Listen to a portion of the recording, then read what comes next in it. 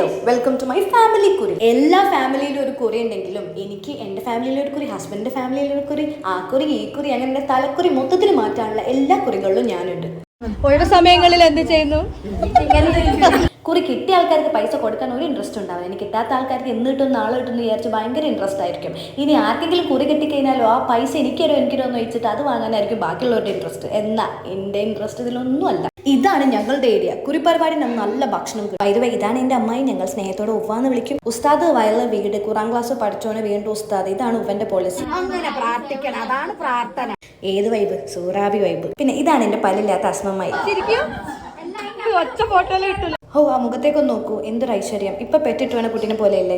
ഇതാണ് കുറി ഗജാഞ്ചി. ഗജാഞ്ചിക്ക് കുറി അടിച്ചൊരു അസുലഭ മുഹൂർത്തം നിങ്ങൾ കാണുന്നത്. പിന്നെ ഇതാണ് എന്റെ സെലീനമ്മായി. പണ്ട് മണലാരണ്യത്തിൽ ഒരുപാട് കഷ്ടപ്പെട്ടിട്ട് ഇപ്പൊ വേറെ ഒരു കുറിയൊക്കെ നടത്തി അടിച്ചു പൊളിച്ച് ജീവിക്കുന്നു. ബൈ ദ വേ, ആ കുറിയിലും ഞാനുണ്ട്. കല്യാണരാമന് രാമൻകുട്ടീന്റെ വീട്ടിൽ പെണ്ണുങ്ങളാണ് കുറവെങ്കിൽ ഞങ്ങളുടെ കുടുംബത്തിൽ ആണുങ്ങളാണ് കുറവ്. ഇനി ഉള്ളവരൊക്കെ ഗൾഫിൽ അടിച്ചു പൊളിക്കുക, മരിച്ച് പണിയെടുക്കുക. അങ്ങനെ അവിടെ കിട്ടിയ കുഞ്ഞുപൊടിയും ചായയൊക്കെ കുടിച്ച് അടിച്ചു പൊളിച്ചതാ. ഇത് പിന്നെ യൂഷ്വൽ പിത്തന ടൈം. ഓ, ആ മുഖത്തേക്ക് നോക്കൂ, ആരോ കാര്യമായിട്ട് കുറ്റം പറയുന്നുണ്ട്. അങ്ങനെ കുറി കിട്ടാത്തവരൊക്കെ അടുത്ത പ്രാവശ്യങ്ങളിൽ എനിക്ക് ഇട്ടെന്ന് സമാധാനിച്ച് കണ്ണീരോടെ അവിടെ നിന്ന് പടി ഇറങ്ങി.